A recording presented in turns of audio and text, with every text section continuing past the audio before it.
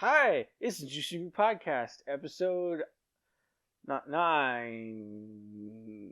Episode 9. The Rise of Skywalker. Oh god. Oh fucking Jesus. Well, already we've started a fight. Sup, fuckers. We're back, bitches, and it's cold. It's very cold right now. It is very cold. I've been delivering pizzas, and it's been cold enough to where I've lost feeling in my hands. Oh god, do you have gloves?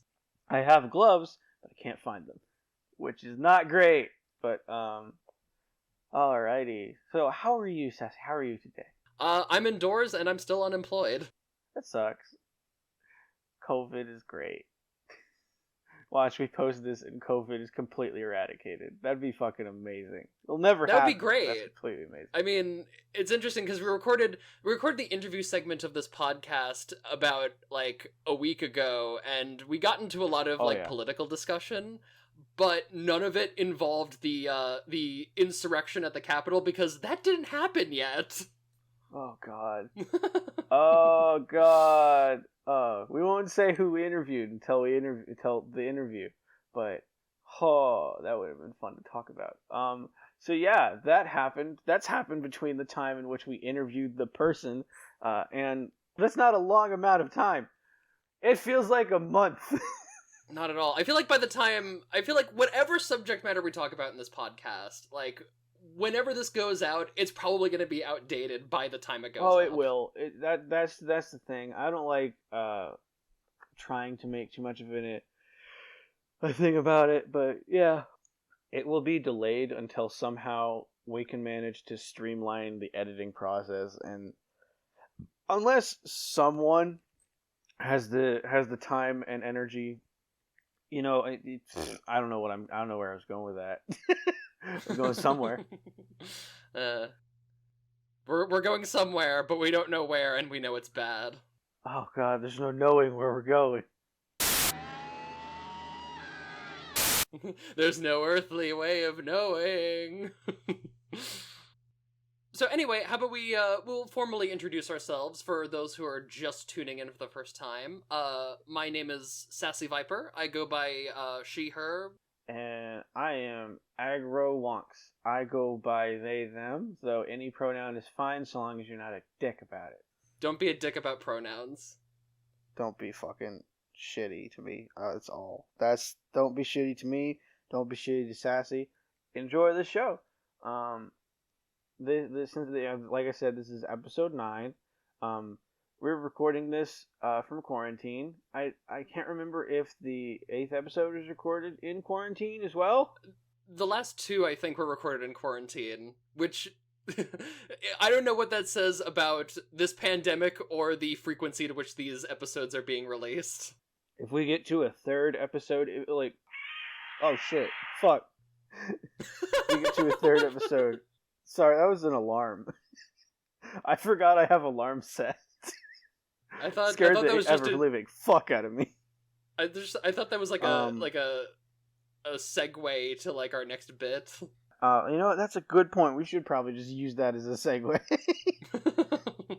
So our first segment, as usual, is Taylormadeclips review. However, we're not going to be reviewing any further solely Taylormadeclips, though they'll probably make up the majority, and we will not be recording them in batches or ranking them. We're just going to be talking about clips individually. We're going to be talking about clips that we like, and then we're going to be potentially hosting a straw poll to see which clip we talk about next. Yeah, I will. Once this goes live, I will post a straw poll in the description for you to select which we review. I will legitimately just post I'll post like one question of 2 clips, and y'all get to decide. It will be both they can both be bad or good. I will literally just pick from the selection that I have, because there's a lot to choose from. There's almost 200 Blueberry clips, not counting the men. We need to figure out which clips we need to review, and you gotta help us. Oh god. Oh, we need so much fucking help. I need so much help. I am so tired. so tired.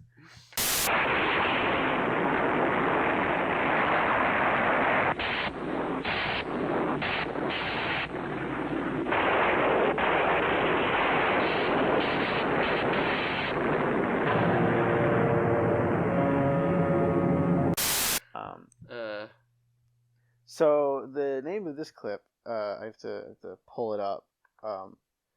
It's a clip that I like, and I picked this one at random because obviously we did not make a straw poll because nobody knew we were going to make that change up. Okay, it is called Schoolgirl's Blueberry Transformation and Explosion.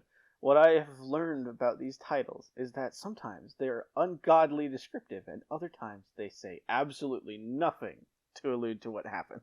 Yeah, initial thoughts. This was an interesting clip. It is. On one hand, like, it's like sometimes the amount of overacting can get a little bit grating, but it's also kind of an interesting source of comedy. Like, there are so many lines in this clip that I was not expecting to hear, like, oh, maybe you're turning blue because you're poor. It's such a shitty thing to say. Crystal, I think her name is. Yeah. The other actress in this clip. She was great. She's usually, like, when she plays a role of, like, a dominant personality, she's really funny. Like, it's unreasonably funny. But, like, she's also, there's a clip where she's the inflatee, and there's another person who is the inflator, and she's funny as that. So I want to see her either do stand-up or sketch comedy, because this is bizarre. It's one of my favorite clips for a number of reasons. She's just so good at, like, absurdist humor. Okay, first off, this implies that, like, Wonka gum is not a regulated substance. Like, let's just sort of explore the logic of this clip for a second and the world that it lives in. Not only that, but it's such an uncommon occurrence that people don't know what happens until it happens. What the fuck is this clip? We should probably summarize it first. I've seen it enough times to know it sort of like pretty well. There are two actresses, Jenna J. Ross, who is a fantastic pornographic actress and generally isn't in a submissive position. She's usually in the dominant position. And Crystal Clark. And they are playing two schoolgirls in detention. And Crystal Clark gives Jenna blueberry gum, and chaos ensues. After a while, Jenna just explodes. Well, and she's gaslighting her the whole time. Like, she knew that she knew that Jenna would probably, like, she knew the dangers of giving Jenna that gum, but it's like she's still chastising her, like, oh, you're getting so fat and ugly, like, what the hell is wrong with you? Shit, the entire video. It is the single greatest part. She's just like she, like, there's a part where she's like, where Jenna wants to be rolled, wants to be juiced, obviously, because if she doesn't, she will explode, and it implies, also, this clip implies that death is not only a common occurrence by this means, it is completely and utterly, like people do it all the time, so it just fucking blows my mind. No, but, okay, so there's a point where, like, she promises to juice Jenna, and then Jenna, like, you know, is like, pinky promise, and she's like, yes, to which she just then blows it off. Just a piece of shit. Oh, it's so funny. On second thought, nah. She set scissors on the suit. Just put scissors on Jenna. Oh my god. I never really thought through why it was so weird, but it's just so weird, and it's so fun. I don't even know at this point if she's just being sadistic or clueless, and frankly, it's kind of funny that I don't know. It's okay, because, like, the personalities they play, because Jenna plays a naive, sort of, like, she's supposed to be, like, I don't know, frumpy, but it's Jenna J. Ross, and she's hot, so it's hard to believe in its own right. It's interesting because, like, the way they're dressed, it's like you would not expect those two to be typecast the way they are in this clip. No, it's a complete subversion of what you expect, like, of stereotypes, which That's fucking dope as shit. It's not really a cognitive dissonance in any way. It adds to the fucking scene. It adds. It also kind of adds to the absurdity of it too. Oh yeah, Jenna's also like really small, and she's supposed to play like this short kind of like petite, like frumpy chick, and then Crystal's supposed to be the popular, super hot, super fly, cool chick, and so like the on top of Jenna being like I think way too small for the suit, she's really short. On top of that, Crystal's really tall. Crystal's taller than her, and when she's finally swelling and she's at eye level, she looks like she's genuinely stuck. But the makeup, like I'll start with the effect stuff. The makeup work in this clip is phenomenal. It's like really smooth and solid blue. It's a good shade, and it's nice that like a pet peeve of mine when watching some of these clips is that like the shade of blue that they color the actresses is not the same shade as the suit, and so like I'm glad that they were able to like get that right in this clip. There is a clip there are two clips that are good examples of them finding a matching color shade, but with different contexts of the color shade. This is a good one of it matches the suit, but also matches the context of Blueberry. It's a little more lively. Then there's Chimanthropy. I cannot for the life of me pronounce that thing. I'll send it to you probably whenever we do it, but it is completely and utterly a weird word. And in that clip, they get latex paint that matches the color of the latex suit. So it looks like she's made entirely out of balloon stuff. It's interesting, but this is one of the clips with expert effects. Where it really shines, though, is just the chemistry of the two characters. Because you get great lines like, maybe you're turning blue because you're poor, or man, you make a good footrest or something. Which, again, she looked very uncomfortable resting her feet on that giant fucking balloon.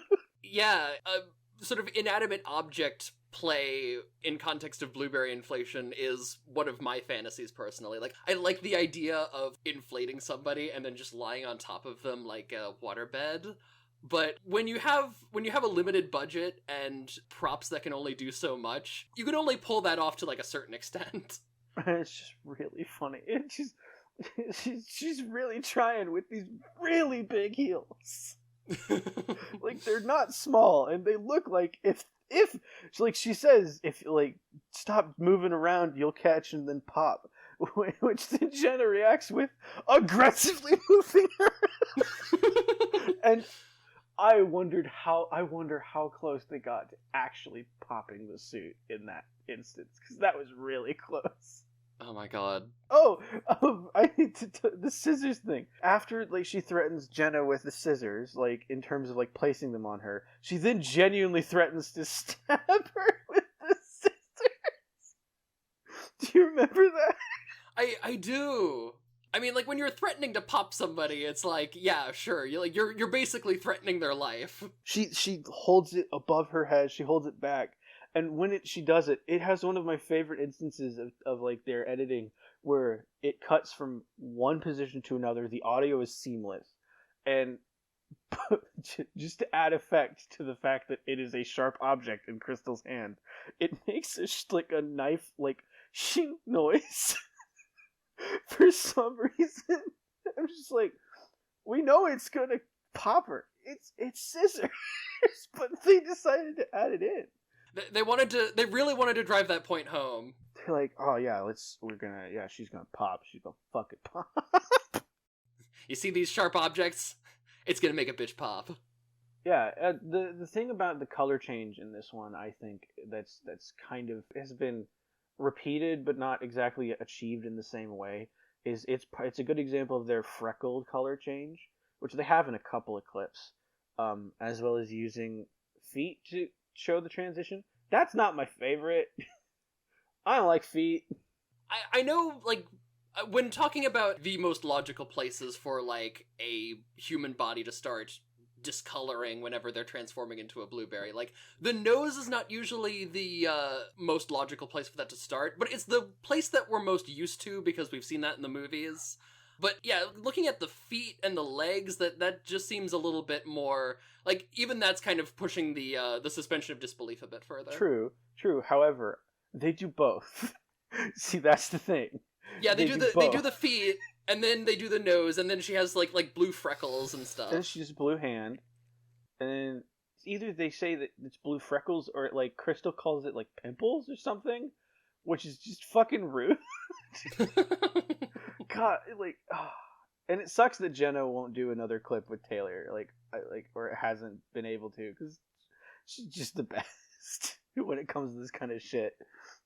She's just really funny, but like, the color change is very interesting. There are instances where the color change kind of takes away from the transformation, but the makeup after the full blue coloration really like shines. But I don't think this is one where it takes away. I think this is one where you can literally have it go from no blue to all blue and it can be fine, or you could have the small speckling and it'd be fine. I will say, it's the instances where Jenna's nose is blue and she's crossing her eye because she's confused and she wants to see it is really funny. I don't know how you couldn't notice that your nose is blue when you cross your eyes. I know what color my nose is, and it just might be that my nose is fucking huge, but you could definitely see it turn blue without having to look at it. I mean, one thing I will say is that I would like to see them experiment more with like lighting and like chroma keying certain colors in, because I feel like the abrupt change from like regular human skin to like perfectly saturated blue is a little bit jarring.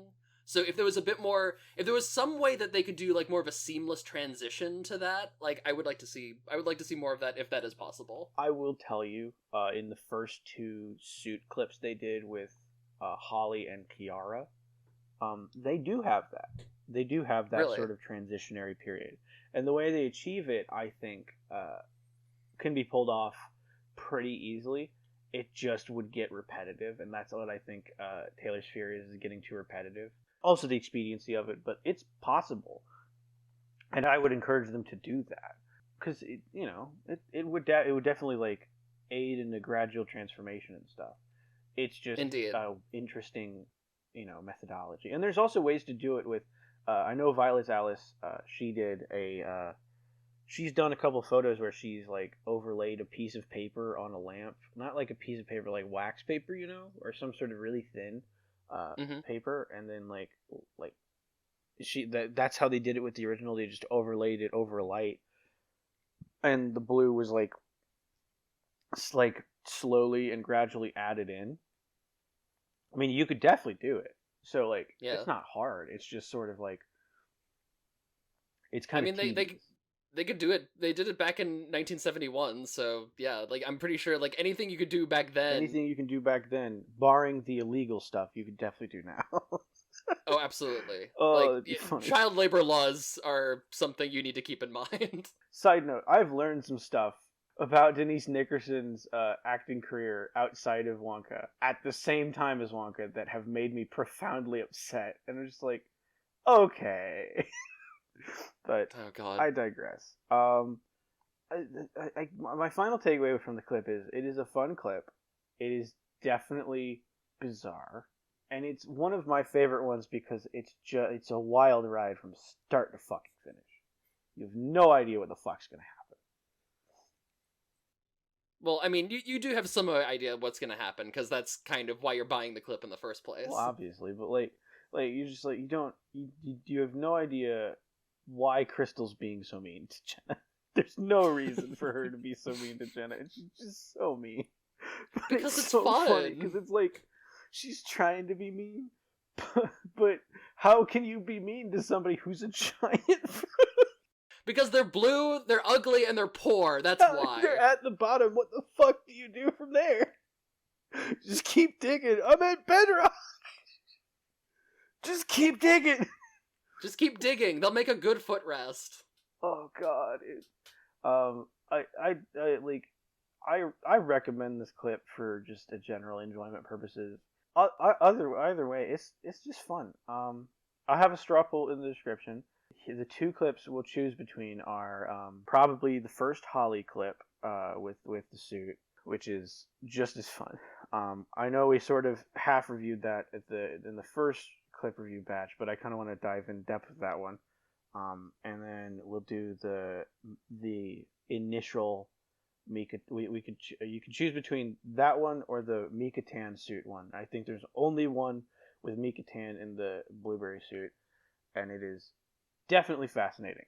So yeah, vote what you'd like to see, and then we'll do it. Vote blue no matter who. Shall we move on? Yeah, let's move on to our next segment. This is going to be a bit of a interesting segment because Sassy's a morph artist. You edit photos, and this segment's called Ethics in Burying. Actually, it's called Ethics in Bury Journalism. So there's a lot of ethical lines that you have to cross in this community, you know? For starters, when you edit photos, you're editing stuff that is it has to be publicly available, or you're kind of crossing the line, correct? Correct. Yeah. So when you're an inflation artist, if you're drawing, if you're basically creating something from scratch, like obviously you don't want to draw or portray anything illegal. There are still boundaries that you don't want to cross, but there are definitely fewer of those in most mediums. With regards to morphing, it's like you need to be careful about the subject you choose and what gets shared publicly, and basically you need to be more concerned. Like, consent is a lot more of an issue with regards to being a morph artist. Yeah, because when you're drawing, it can be altered. Like, I know for a fact that Aloysius Erotic Art does a lot of celebrity weight gain comics, but I think they alter the names of the celebrities somewhat to make them into fictional characters of some kind, but inspired by. With morph, you're just doing the celebrity. You're just doing the people. So you gotta be you gotta have this concept of, well, they're a public figure. That's sort of like their image is out there. Whereas if somebody asks you to do something with like their quote girlfriend or with someone they know, and they say that this person has given consent, you have to be much more aware of how to ascertain that person A, did give consent, and B, whether or not this is done out of like good intentions, you know? Yeah, if you check my commission rules, I have a whole paragraph dedicated to this. Anybody, absolutely. Yeah, it's like I always ask who the person is, what is their relationship to the customer in question, and what can they provide some proof of consent? Can they talk to me? Can they verify that they're a real person, basically? Can I verify that they're a real person, or that they have consented to this? Yes. I will say that the more willing they are to participating in it, the less likely I am to scrutinize them over it. There was one commission I got from a guy recently who wanted me to do a shrinking morph of him. Basically, make him tinier and make it look like that he's shrinking into his clothes. I didn't really need to ask for any kind of proof of consent from him, because there is, with regards to shrinking and size change, like, that kind of requires a lot of additional collaboration on behalf of the subject, because there's a lot more, like, if I'm just making a blueberry, then I can just superimpose all of, like, I could just morph the subject and then superimpose the berry body on top of them. Make them blue, you're good.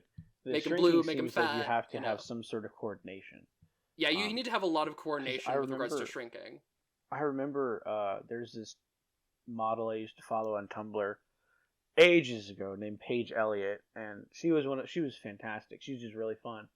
And she planned to do blueberry clips before sort of just dropping off the face of the earth, and she's fucking dope as shit. But it's unfortunate she never did. But like, she was a part of a group that did inflation and size stuff, and she did, I think, she did a couple of morphs where she shrank, and that does require active participation, because it's kind of, hard to do without some form of participation. Well, and because the customer in question was willing to play ball and participate and, like, give me the shot, like, give me every shot that I needed in order to pull this morph off, I didn't really need to scrutinize him over whether or not he was real because he was already contributing and he was enthusiastic about it. And I delivered what I consider a pretty good end product, and he really liked it. So yeah, that's... There's a Tom Scott quote that this reminds me of it. Consent is it's a consistent and willing yes. Consent is a willing, sober, and continuous yes. You know, and that's just in regards to sex. But this is not. This is a little more complicated because it's sex adjacent, and it can be posted publicly, and it can utilize an image. You know. That's why I don't ever post any morphs of private figures unless the subject has already okayed that to be a thing. Which is, I feel like that should be a given rule. Unless somebody specifies otherwise, don't post the stuff that you like are commissioned without asking them first. That's a rule with me, and I write. I don't even use their image. I just write, and I like write stories. And I still am like, do you want to post this? Do you because you want to give the customer say. In the instance of because I sometimes photomorph, I sometimes alter images, but like I have been asked at least 7 different times by the same guy to edit photos of these girls he knows. I don't know if I should call this person out. I'm not going to use their name, obviously, but by the time I finish describing them, everyone on Instagram who watches this will know. There is this dude who runs 6 accounts pretending to be these women, and I completely debunked his entire thing with a fucking Strawpoll. Yeah, you told me about this one. Oh fuck! It was such a fucking cathartic thing because I'm like, this man is clearly not real. How am I going to get it to verify that he is not real? At which I set up 2 things. There's a website called Stat Counter where you can count the clicks on a website and where they're from. I used it to track a bunch of like mean asks on my Tumblr blog ages ago. And then there's also like you can just verify that the same IP address can't answer more than once on a Strawpoll, which that was what really got it. He answered the initial one with one of the accounts, and then the other account was like, I can't select this. So it was very obvious that he wasn't, he was not telling the truth, and that he is this person. To which I said, you're not a real person. Like, you are not a real account. This is a fake account. Like, don't do that. If you're a customer, ethically speaking, if you want to see images of your your crushes as blueberries, I'm sorry, but keep them in your fucking head. Or learn how to morph yourself, and then keep the morphs to yourself. Yeah, and if you do, don't post somebody's image without their consent. Yeah, keep that shit to yourself. It's such a fucking easy thing. It's such an easy thing to do. But people sort of overlook it because I think there's definitely a trend of behaviors in the community in which people feel entitled to works by artists and entitled to images of what they want when they want it, regardless of who it harms. I mean, that's kind of part of the reason why I just stopped taking requests for a while, and then eventually came back and decided I want to do this. This is something I enjoy doing, but I would like to be accommodated for my talents, and I would like to open up commissions. You want to do your best work, not sleazy work.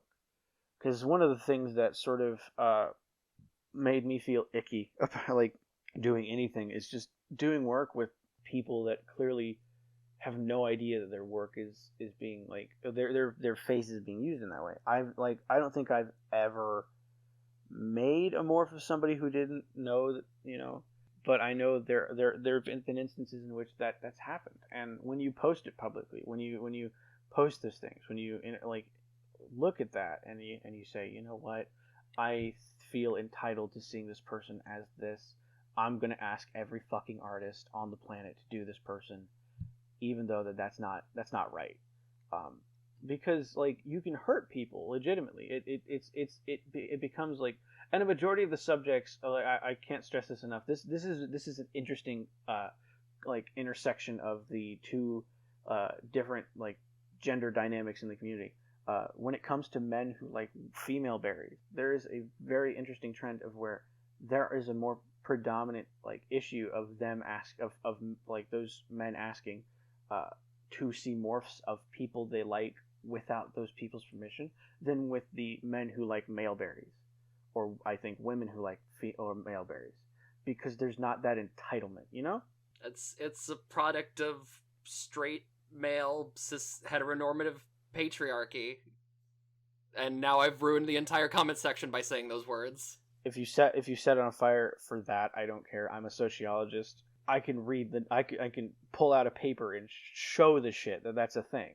But like it is a trend, and it pervades a lot of communities. Like if you go outside of it, out of this community, and you go into another community, that kind of gatekeeping, that kind of like shitty sort of entitled behavior pervades a lot of spaces, and it harms the spaces. When you look for nothing but like your own pleasure and satiation at the expense of others' like safety, you're a shitty person. Don't do that. I remember when I was in middle school, I made like clay sculptures of like that are about a half an inch to an inch tall of just like my crushes in the most simplistic formats as blueberries. And then like I didn't do anything with them. I didn't show anybody them. I in fact was very ashamed of them, and I don't think I have them anymore. They're probably squished in some pile of clay in the fucking storage space. Because that's what happens to clay. You can definitely like crush on a person and think, you know what, they'd make a good blueberry. You cannot just suddenly say they'd make a good blueberry. I should show everyone. That's fucked in the head. Yeah, like, and it just not everybody is into this sort of stuff. I know it's weird to think about that as somebody, like, even as somebody who has been like insulated in this community for a while, especially because of the pandemic. It's easy for me to forget sometimes that there are people who just don't get it, who are not into it, and may even be repulsed by it. And you know what? That's their prerogative. Not gonna judge them. Plenty of things that I find repulsive and that other people like that I'm not gonna judge them for. But I won't judge you for liking feet, whoever you are who likes feet. But I don't like feet. Do not make me try to like feet. Basically, just be respectful of people's boundaries and like try to just view the world from a perspective other than your own. Empathize. Is what I'm saying. Empathize. Just fucking be an empathetic person. Don't empathy, bitch. It's so easy. All you have to do is think, now, if I was in this person's shoes, would I blank? If the answer is anything but a resounding yes, don't fucking do it. Like and like this isn't to kink shame or to make y'all feel bad about your kink. Be proud in your kink. Pride in your kink does not mean being a weirdo. You don't see leather babies going amongst the regular crowds of gay people and LGBTQ things. No, they're sectioned off in an area that is regulated and has to be, because kink spaces are extremely like hard to navigate for people that are unfamiliar with them. And if you don't know what you're getting into, if you don't know where you're going, you're screwed. You're scared. You're like, it just goes back to just understand the limits and the boundaries that are set by people. One of the biggest things like that also includes is if you are underage or if you are like, you know, a teenager exploring your kink, don't interact with adults. Do not. Wholesale platonic. Do not role play with adults. Do not solicit sexual interest with adults. Just don't do that. Most importantly, if you want to morph with your crush and you are underage, don't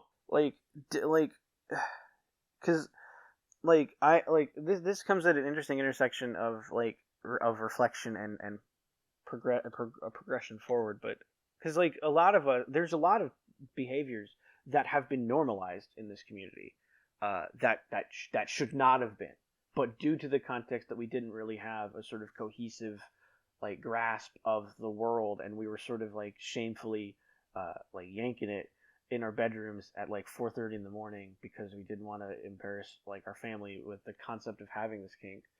These boundaries sort of were, you know, laxed in favor of just catering to our interests, you know, and that sucks, because like it's normalized to see certain like demographics of both cartoon and just general people in a manner of inflation. Like the amount of times I've seen characters that should not have been in Blueberry scenarios at all. Peyton List, when she was on the show Jessie, that aggravated me. Like, are we talking about like live action characters or animated characters, or like both? Both, because Loud House, for example, that is a minefield. Because that is a show. Isn't that like 12 kids? I think so. I haven't watched Nickelodeon in like 10 years. I haven't, but basically it's a kids show. There's kids main characters, and the amount of fetish art I've seen of the kids never ceases to aggravate me. Like, people are like, but it's just a cartoon. I'm like, as a sociologist, when you create a normalized climate of certain like appeals and certain behaviors, that can lead to different outcomes. I am not saying that the people who make that art are definitely pedophiles. What I am saying is that it contributes to normalizing pedophilic behaviors and can contribute to a worse climate, and should be actively like looked at as not a good thing to do. Because I've been a victim of grooming that was in part due to the normalization of that climate. I'm not talking from like a position of moral authority. I'm talking as a person who was victimized by that issue, you know? Yeah. And it's just a lot to deal with. Because, like, I can understand the general concept of looking at a cutesy thing and thinking, man, wouldn't it be fucked up if cutesy thing did this?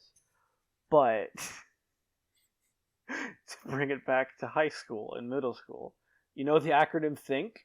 Where you go, is it true? Is it helpful? Is it inspiring? Is it necessary? Is it kind? No. Gonna side note here. Our kink is not true. It definitely isn't helpful. It's not inspiring. It's not necessary. But it is kind of kind. If it's so, we're just our acronym is K. K. Is it kind? It's K, bro.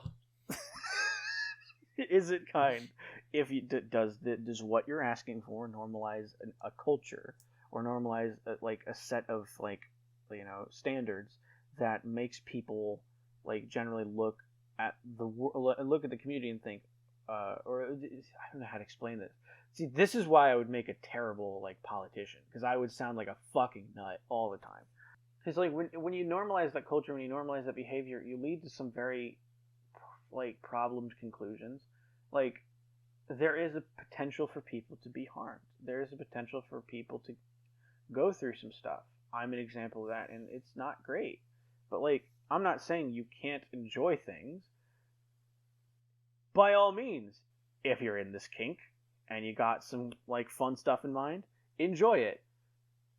Just please don't sexualize kids. Because I've been listening to a podcast called the Lolita Podcast. Oh yeah, I've been listening to that too. That covers the aspect of how the cultural digestion of the book completely fucked how it was taken away. And honestly, a lot of the stuff that the lady who does it talks about, you can see in this community, and how people sort of like normalize certain things, and sort of like it's a very interesting study in a completely separate sphere of fandom that isn't necessarily kink, but is definitely tied deeply to something like aesthetics of the same degree, you know? Exactly. So yeah, that is. I feel like that's a good place to sort of conclude it for today. What do you think? I think you made your point. I think we made our points. Yeah. Like, be respectful of people. Be helpful. Be helpful. Consent is always mandatory. And if you're a pedo, yeet yourself. yeet yourself out of this community. Or off a cliff. This definitely is a conversation that can be had. And if people are willing to like have a longer discussion, you can engage us at our Twitter. Ha! I shoehorned that in. Who boys? We're supposed to do that at the end, though. Yeah, we are. We will. I'm just sort of just being a fucking weirdo. But yeah, no, if you want to continue this discussion, feel free to in the comments below, and like engage with it, because like this kind of stuff can be talked about deeply and interacted with deeply in several ways. This is not just like a one and done conversation. This will continue to change and continue to like shift, and you know, in understanding and angles, and comprehension, you know? So now that my initial comments have driven all the chuds away, I'm pretty sure we can expect a civil discussion on this subject in the comments. I hope. But you never know. Some people stay because they stay. I'm going to say this right now, just to sort of get it out of the way. This podcast, it doesn't welcome TERFs. It doesn't welcome swerfs. Not while I'm here. And generally speaking, if you're just an asshole, get away from my podcast and Sass's podcast. Get the fuck out of here if you're an asshole. It's not your podcast, Aggro. It's our podcast.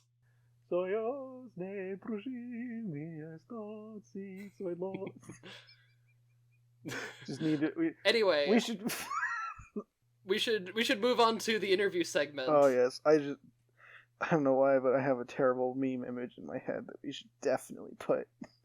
We should definitely put when I sing that. But yeah, up next is our interview. This was a fun interview recorded. I still can't believe it was this short of a time ago. Oh, a week ago. A week ago. It feels like a month. But anyways, do you want us to reveal who we're interviewing, or do you want to just let them find out? It's not a surprising or big reveal. We talked with Faye DK, yeah, a model and a freelance model who's done stuff with Taylormadeclips, and she is fun.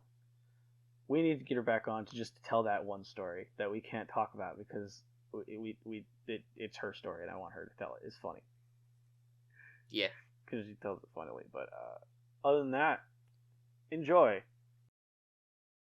Alrighty, here's the interview portion of our podcast. With us today is the lovely Faye DK. Hello. How are you, Faye? I'm great. How are you? I am cold. It is very cold here. Oh, is it? It's freezing. And it's to that point between the atmosphere, in the atmosphere, where it's not cold enough for the rain, to turn to snow, but it freezes the rain when it hits the ground. Oh. So there's just ice. Oh god, that sucks. It's so shiny. The grass is all brown and icy, and I'm a delivery boy, so it's just oh, this is great. So, but no, yeah, with us today's Faye. First question is, what exactly do you like? What do you do for modeling? What is it that you like to say that you do? Essentially, how would you explain? Oh.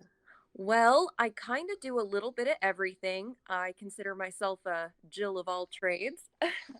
I produce all my own content. I direct all of that. I really enjoy doing that. I help coach other models. And then for myself, I run multiple clip stores.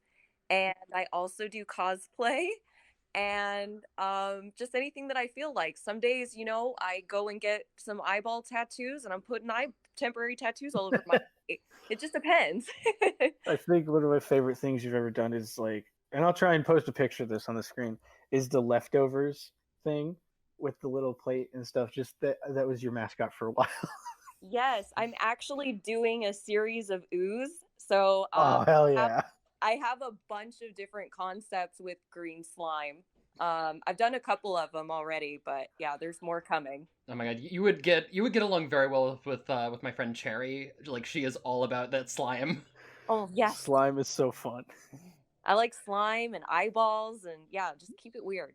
Yeah, keep it weird is I feel like the motto of not just the community, but just a good outlook on life. You have this aesthetic of late 90s Nickelodeon slime, but awesomeness. Exactly. And you're just really funny. So all right. So how did you get into this foray? At first with modeling, and then sort of how did you start filming with Taylor essentially?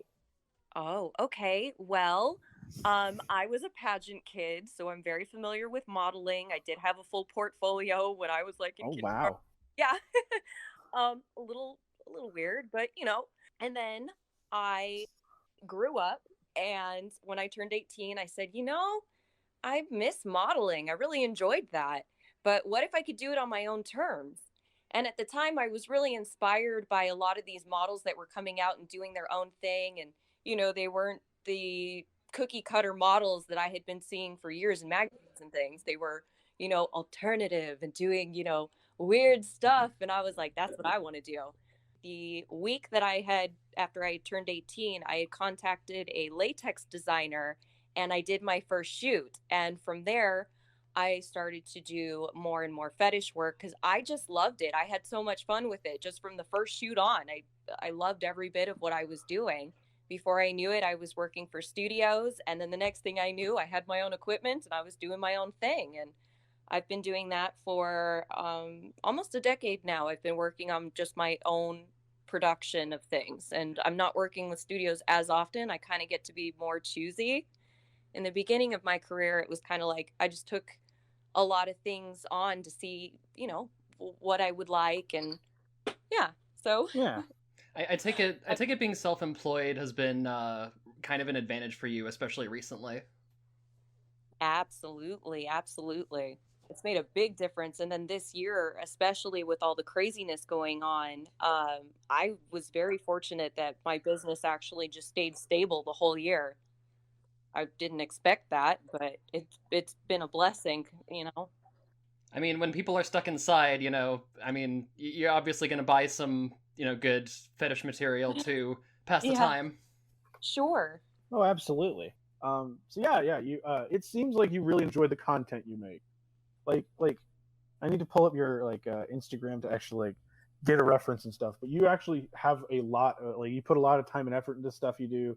And your latest Christmas thing is really cute, and I like the outfit especially. I already told you that. Thank you. You know what? Bunny came up with that right on the spot, and she showed up with everything, even the tree. I was like, "Girl, what do we? This is amazing." All right, it's a whole Christmas tree and elf costumes. I love you. Especially the vibing video. We're just sitting there, just chilling.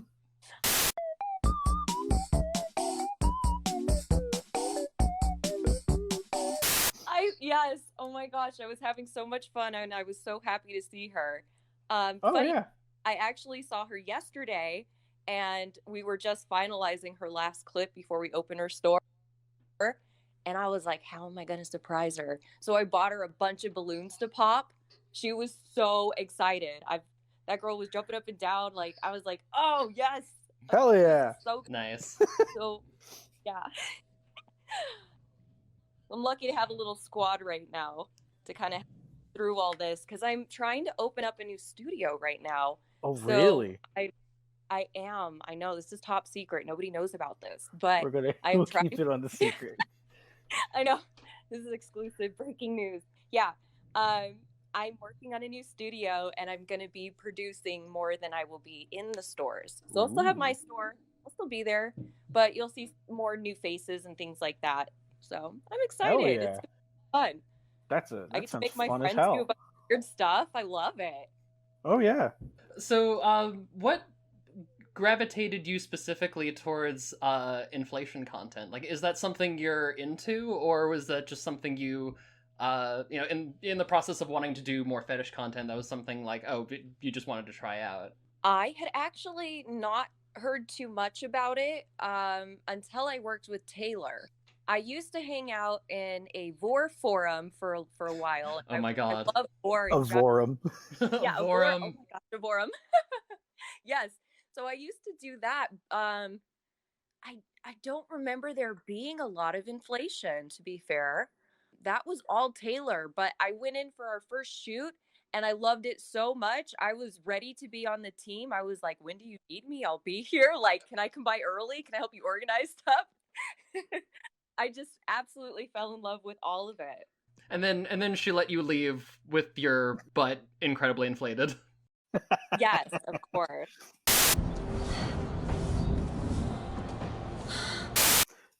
It's really hard to get back into the cab at that point. You seem to really enjoy doing those clips, and you have a lot of passion, and a lot of people take notice in that too. I do. I'm so into it. I make my costumes and my stages, and I put together my scripts, and I just get so into it. I love it so much. It's like the best game of dress up ever, and it's been going on for years. Yeah. This is fun, and what's really interesting is that since the dawn of the internet, stuff that's been niche and sort of hard to find has taken off. Like people found, oh, we can actually talk to others that do this. So now not only is there like a demand for like the general vanilla stuff and the general stuff that you actually see, but then like there are increasingly different niche markets that you can just tap into and just sort of like interact with and just have fun with and play with it. Yeah, absolutely. Is there anything that like you kind of have a hard time doing, not necessarily that you don't like, but you just have a hard time like doing, or do you just sort of like get into the zone and do it? Oh, I'm not sure what you mean. Yeah, does it come naturally to you, or there's like a way to you get into character? I will play some music usually to kind of, get myself into a flow, and then I just go for it. And as far as things that I kind of steer away from, I mean, there are themes that I don't like I won't do any family scenes or anything like that. Yeah, that's fair. There's already a surplus enough of it, so Yeah. Why bother? Yeah, so I don't really do that thing. And I'm trying to think if there's really anything else. I'm sure there's something, but nothing really comes to mind right now. Because like you seem to have a very a very versatile like talent. You seem to be able to do quote anything and enjoy it. So like I can't imagine. But I also would wonder like what exactly would you struggle with, if anything? Well, obviously I don't want to nothing non-consensual, of course. Also a surplus of that. Sometimes because of the giantess and things that I do, sometimes I get asked for like crushing things. Sometimes that goes to dark places. Oh yeah. Oh yeah. We've heard plenty of that stuff. Yeah, so I steer clear of that. But, it honestly just, I kind of just take things by a case-by-case basis. And if I don't like something, then thankfully I'm able to say no, and it's not like going to hurt my business or anything. I'm still okay. No. You're direct, very direct. And that's very good in this in this business, as I've heard from other models. Like, it's hard to not be, because people can be pushy. Yeah. Sometimes they get, sometimes there's a very graphic description of something, and I'm like, How about no? I just tell him I'm a little shy. I'm sorry. Is there anything else? Oh, yeah.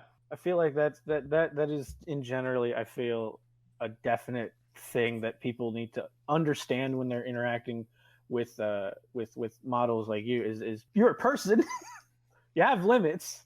Like, it's not I give money, you do anything. It's, you're a person with limits and boundaries, and sometimes people do cross those things. I'd imagine. It doesn't happen as often as maybe people will think, but here and there, I guess sometimes it's just, oh, I don't do that. I'm sorry.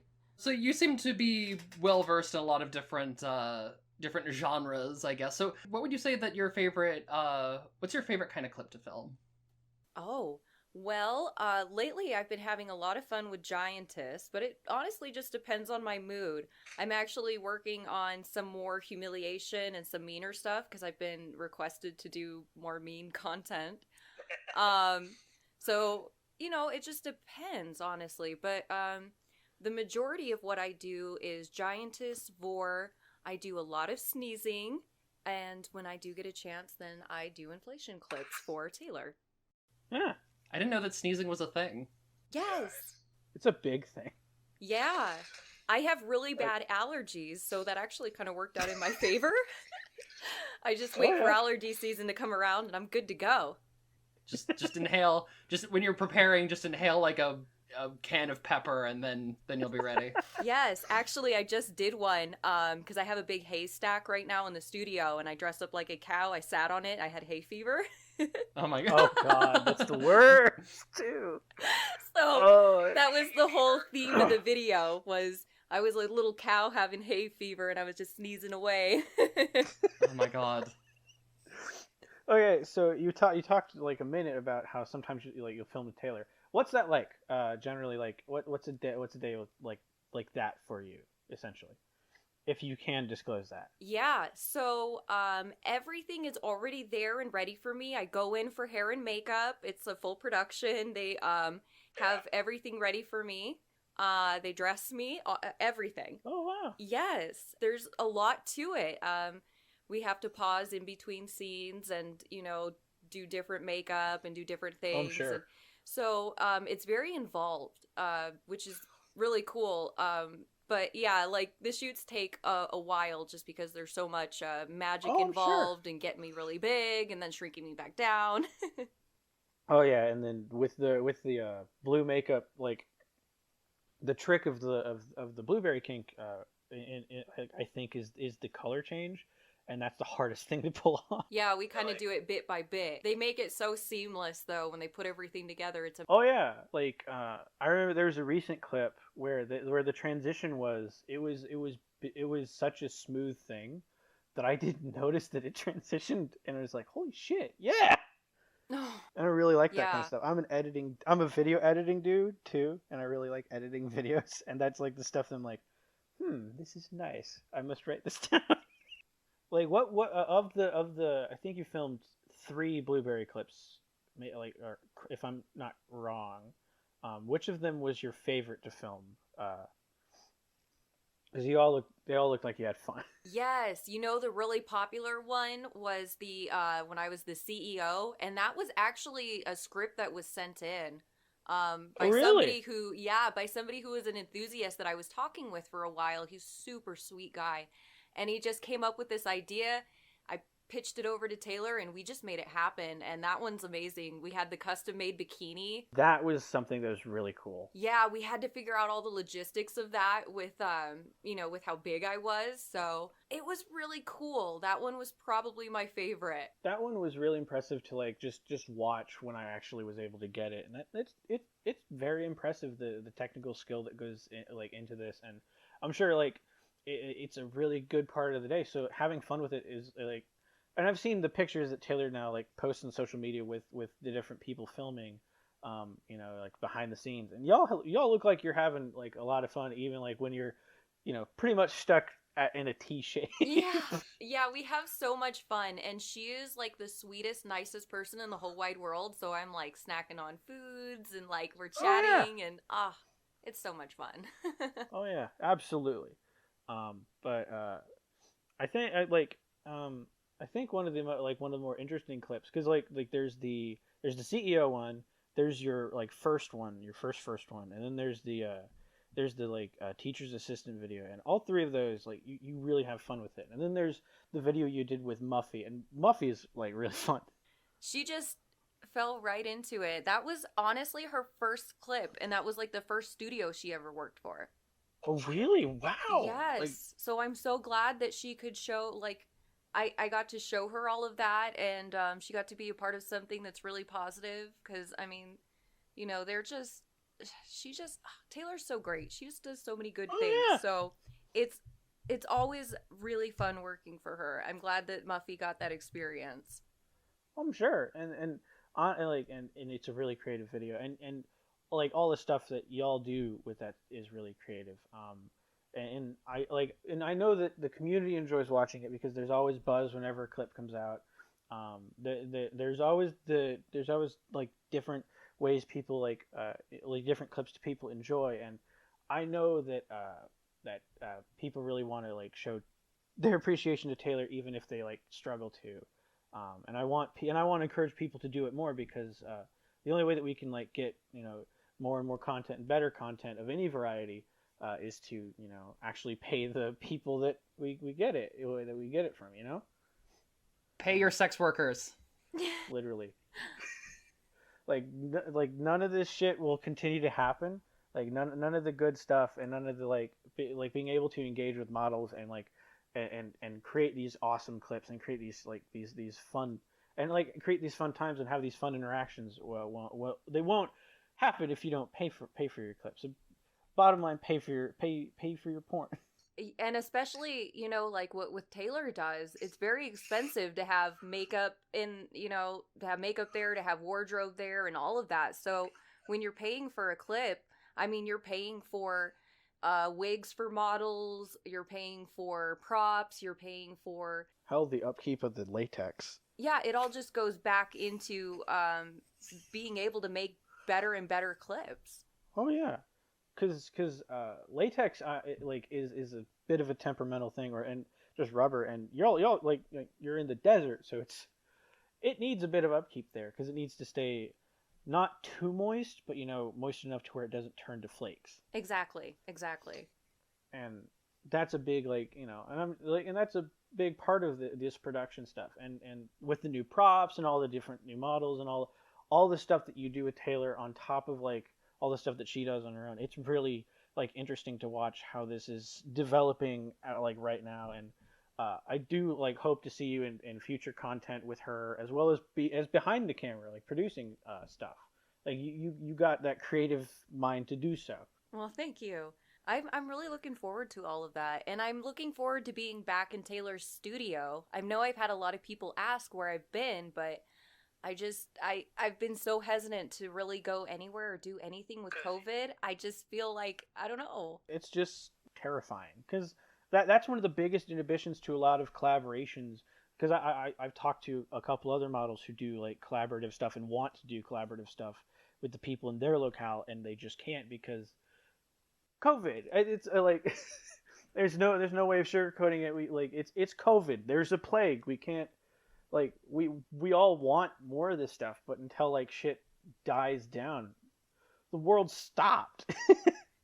And we can't interact with each other as much as we'd like. But I know that once this tides over and we can actually consider it amended but moved past, then it will get to that point where we can have more more of you in clips and more of other people in clips, and honestly, I look forward to that. That's the thing we need to look for on the horizon. So yeah, Congress, give us $2,000 or else you won't get your blueberry smut. That's how we're doing it. Just fucking threatening them. You won't get your porn if you don't give us $2,000. Oh god, I don't want to think about those old men doing that. Oh god. Fucking Mitch McConnell being into inflation. No, we're done here. We're done with that. Have you seen that people have been requesting money from Mitch? They're going on to is it Cash App or something like that? They're requesting money from him. Venmo, I think. Yeah. Everybody's requesting $2,000. I saw that 5 minutes before we started this. Yeah. I pulled open Twitter, and it was just I'm getting my money, and yes. whether I'm getting my money no matter what it takes. And it's just a Venmo with his picture, and then the sub thing is please. I'm just oh my fucking god, it's amazing.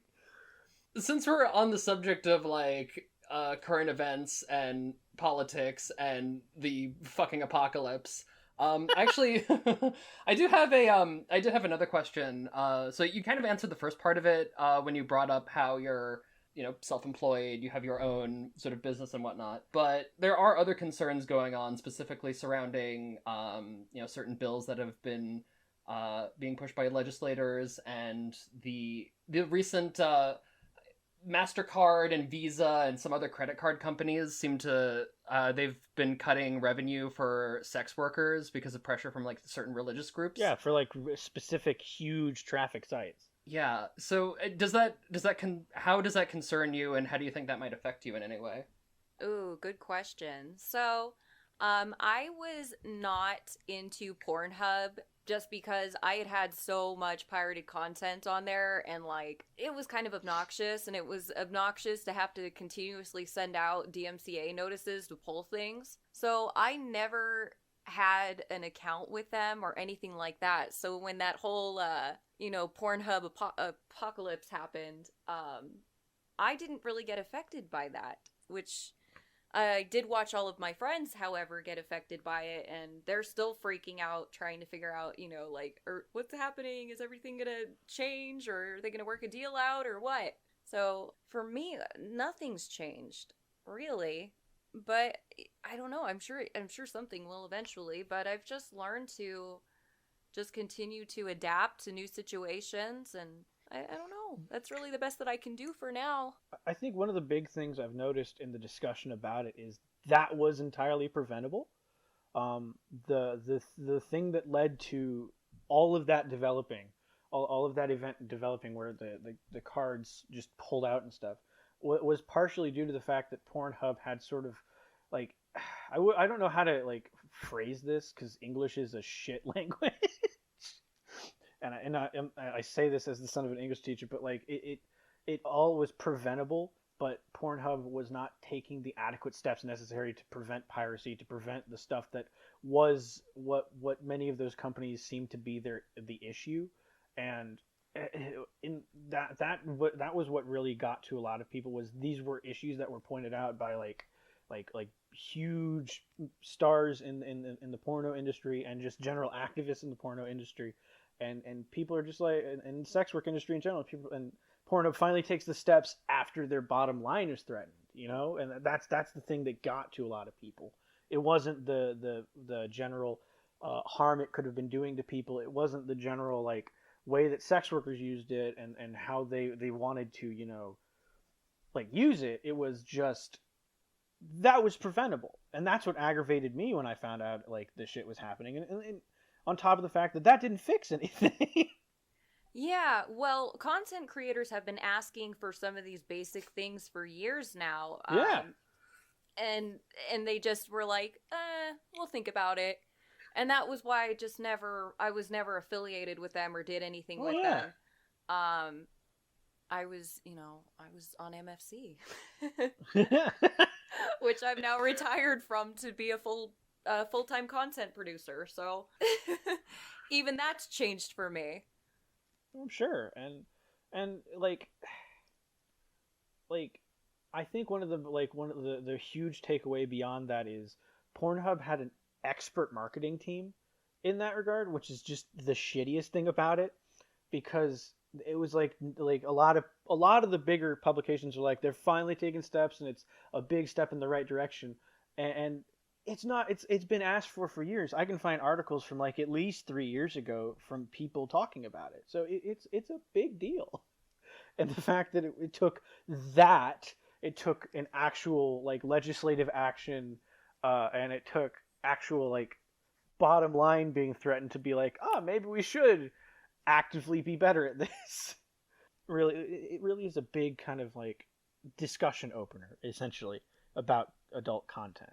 Yeah, it really is, and our industry is changing all the time, and right now this is probably one of our biggest changes because it's just turned the whole industry inside out. Nobody really knows what to expect or what's going to happen, if it's going to affect, like what parts of the businesses, so it's a very strange time.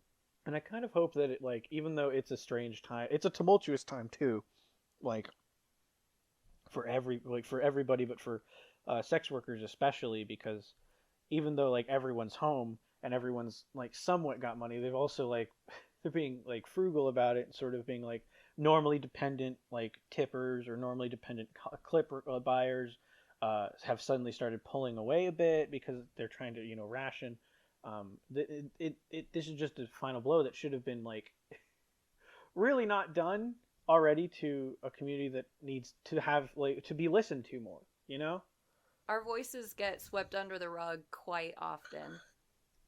I think one of the most interesting things when it comes to advocacy and when it comes to like critiquing the status quo is you see a lot of like the like people using sex as a tool to market or to brand themselves, and then like when it comes down to the sex workers that do that as well, they're like disparaged. And it's an interesting like dichotomy. We praise people for being sexual, but we also like shun the people who do it for work on a daily basis sometimes, and that aggravates me as well. Yeah, the moment you monetize the moment that you monetize it, then it becomes very controversial. And it also depends on if like you have a huge platform too, like and a marketing team that can spin it to be something great, or like a team of people who can be like, this will be awesome, and it just kind of sucks. But like, I feel really bad for anybody that's famous right now just because I watch how much people will dig to find negatives in people. oh Jesus, yeah. Yeah, I really hate that. I would not want to be famous right now. Honestly, I think what we're seeing with this event in and of itself also is just a change in every industry as a whole, if not a general, like this will be like something that has to like force certain things to change. How we consume adult content and stuff like that. How we generally interact with the people that handle our food and just basic services alongside that. Like the general people, we look at the bottom rung of society, we're gonna like this is gonna force this might have to force people to change how they behave around certain things. And if that means that like sex workers are going to get their improved treatment, I'm all for it. If it doesn't mean that, it just means that we get more shitty bills like Sizzy, whatever it's called. Cecil? Cecil? Yeah. Don't you bring Night Vale into this. I did not mean to tarnish his name. No, I I know. apologize. I'm just fucking around. But no, whatever the fucking bill is, if it means that we get more bills like that, then fuck it. I get these people, not just get them out of office. Fuck it, scare them, tear down the entire system. Because it's all self-businesses, though. I mean, it's such a trickle-down it to is. Content creators. I mean, people on YouTube right now that are watching their businesses change, and now they're having to adapt to it.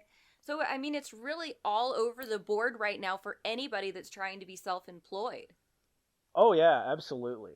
Like, I just want to see the world become better, and I'm terrified that we're going to get that last vestige of terribleness right before it gets better.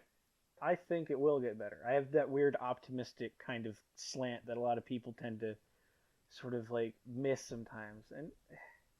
But at the same time, like, I think the fight will continue until there is no reason to fight. And I think that even though this current bill and these current legislative actions and these current, like, legal behaviors and business practices that are harming sex workers are happening, I feel like in the long term, hopefully it will get better, because there is that sex positivity, and there are people who are starting to look at sex workers less as, sex workers and just general sex adjacent work outside of just sex work as generally valid work that needs to be appreciated and explored, And right now we do have some people that are really trying to fight for our rights right now that are in office. So, it's just kind of a wait and see situation, and you just have to kind of hope for the best and and hang on for the ride. Oh, geez. The ride that is life is the worst roller coaster. I'm done with this ride. Like, can I at least go see my friends before I have to get back on? Oh. It's like there's a roller coaster near where I live, like, called the Mamba, and it is a huge roller coaster you can see from the road. First time I rode it, that's exactly what life is like. I have no idea what I was expecting. It was going very fast. I was very high up, and I was terrified. The thing is, roller coasters are fun, though. This is eventually they get fun, but like that first time, I'm like, oh no. But like, yeah, this is like the less safe version of a roller coaster. So like, you do have to hang on. Like, your seatbelt is broken. Your seatbelt is made out of what is essentially goop. Just sticking there, just like, oh, well, this is not going to hold me in place. Laffy Taffy. They're made of Laffy Taffy. Yeah, they just hand you some silly putty and put you on the roller coaster. There you go. Godspeed. The roller coaster for like a minute and a half just isn't on a rail.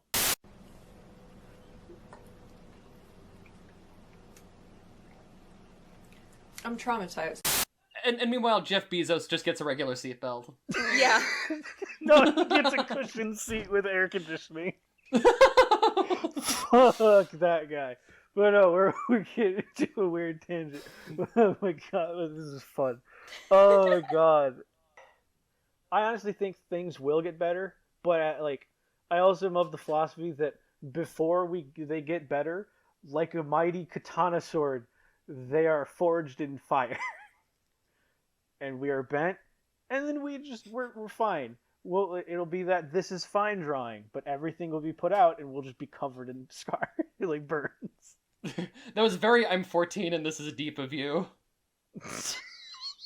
God damn it. Look, I tried. I was trying to think of the quote, and it was like, rocks under pressure turn into diamonds. I think that was the saying. Something Was like it? that. It was coal or something. Yeah, that's probably better. But no, it's like, and I think the interesting thing is what we're seeing also is the rise of niche content and the exploration of sexuality, which sort of like is really fascinating to me because like, hey, I'm a sociologist. This drives me fucking like up the wall in terms of its like happiness. I like studying this shit and watching the trends of niche interests suddenly become forefront and in not like in the mainstream, but like actually starting to get prominence and people actually trying to explore what they feel is sexual and what they feel like they like is really encouraging in that regard of like respecting and like and starting to understand people's and people in the world with regards to sex work and sexuality and sex liberation. We might see in our lifetimes or at the like a second sexual revolution that leads to some more interesting developments, you know? Well, and you've seen some of the fetish industry kind of bleed into mainstream with stuff like celebrities wearing latex in their music videos, or I'm trying to think of another one. That's a big one. That was an easy one to come up with, but anything that Katy Perry does. Yeah, you see a lot of fetish literally themes. about to fucking say something along those lines. She did like that commercial with like for CoverGirl. There's one that was like just balloons and like an inflation, and one was micro macro. Oh, like, I shit you not. Yeah, so I mean, you're kind of seeing it become more normalized in some aspects, which is interesting. You know, I definitely didn't expect to see pop celebrities wearing latex 10 years ago or 15 years ago. I bet you didn't expect Lady Gaga to retweet a breast expansion morph of her. Oh my gosh, that's amazing. I remember Did she really? that. She did, and then like finding like different artists that I like that are in this community that we know just get retweeted by some of the hugest platform people is one of the funniest things ever. It's become a meme at some like for some people, but yeah, she retweeted a breast expansion picture. Is it still up? I don't know. It was a while ago. It was actually from May of this year. You dumb bitch. It was a while ago. Oh my gosh, I'm gonna go scroll down that. I'm gonna have to go creep then. I haven't creeped on her in a while. But like, and just seeing these general like seeing what things change right before our eyes, not just because of generational shifts, but also of the internet and how like people interact, being affected by that is just phenomenal. It's terrifying, but it's phenomenal. Yes. Yeah. Like, and we're gonna have to start really thinking about because a lot of the laws that are written now about the digital age and digital things and a lot of the ways that we interact and how those are codified are so arcane and kind of black and white and kind of like not informed with the internet. And it's... I mean, the people who are making our laws right now lived at a time where $600 like was actually a legitimate amount of money. The best computer was a portable computer was an IBM Block. I think that was like rent on my very first apartment. Oh, Jesus Christ. When I was like 19. Jesus. Oh my God. See, and like, oh God, and we do need to change. And I see things changing. I know things will change. We just got to not only be hopeful, but actually push for it and like actually do it, which is something that I like seeing as well.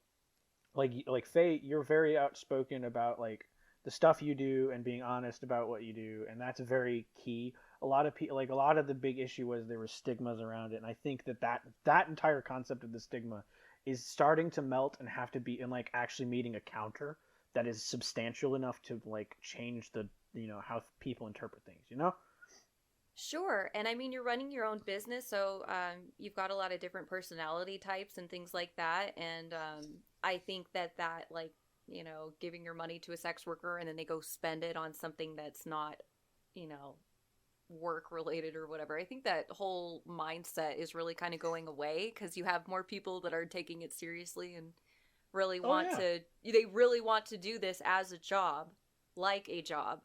So it's, you've got different types for across the spectrum.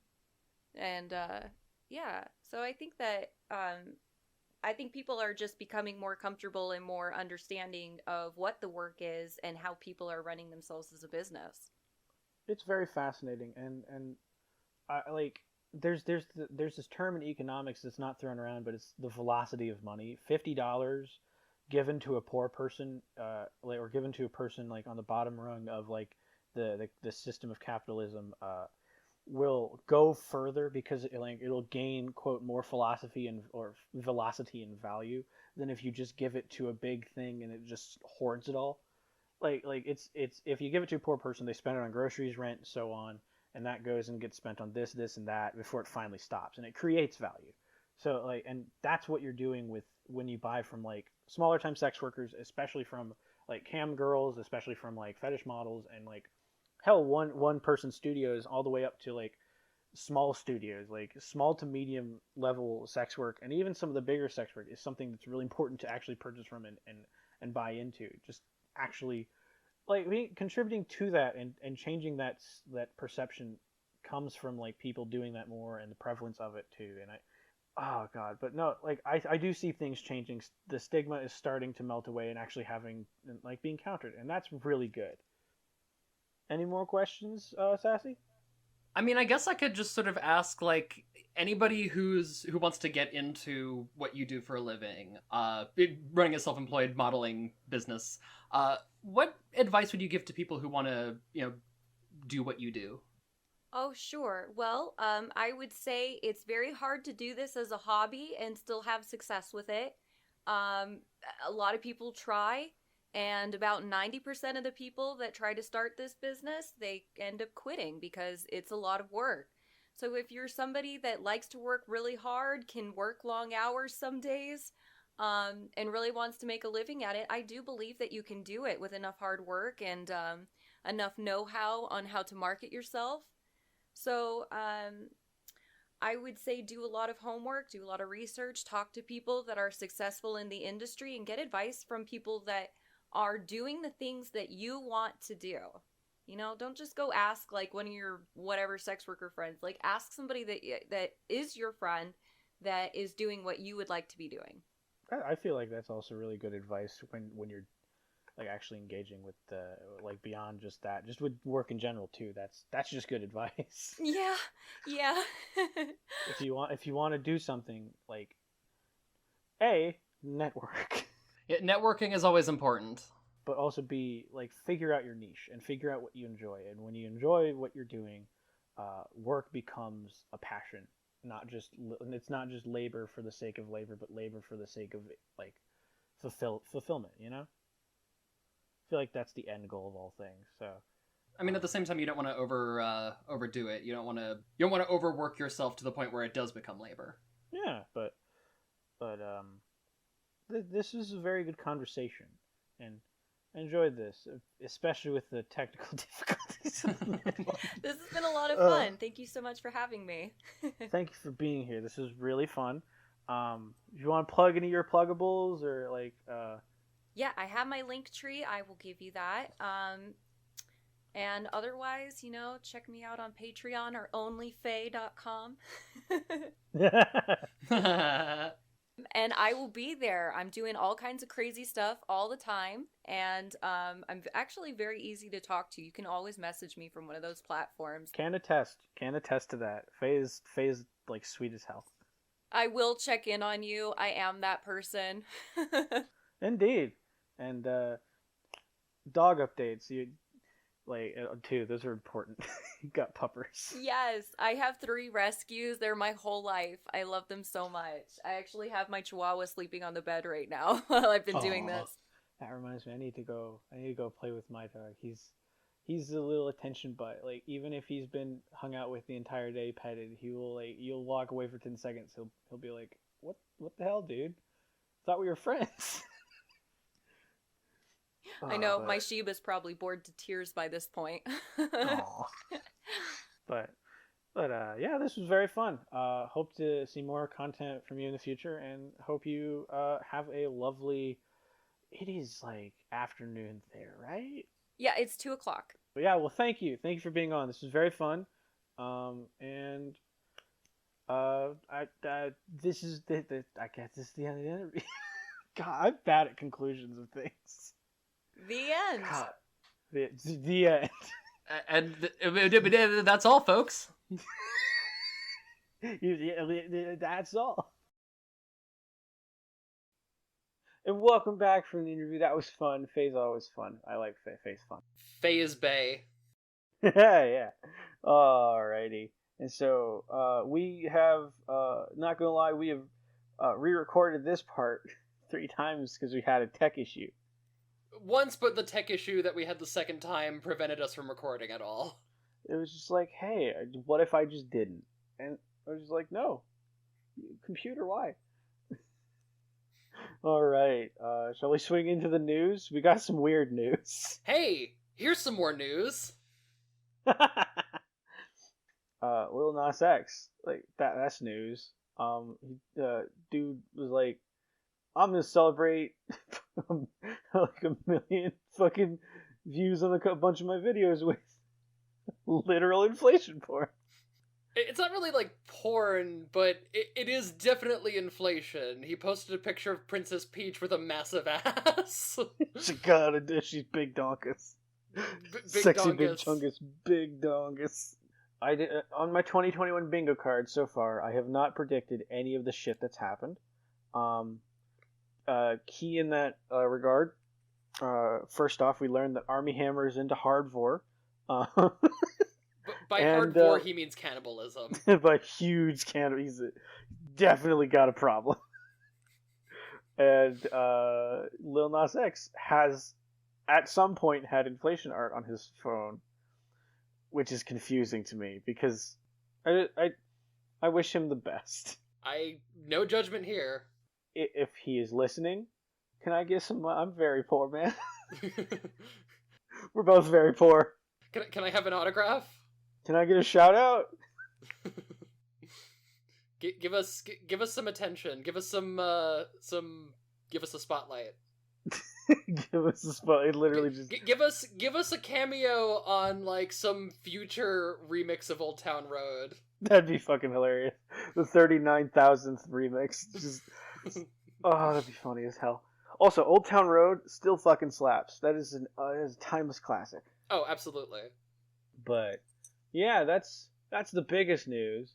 In clip updates, I know that Isabel Har, like I think I talked about her previously, but she posted a lot of Barry clips in a suit, and they're really good. She has really good makeup, and it's really prime material. So I think y'all should look at that.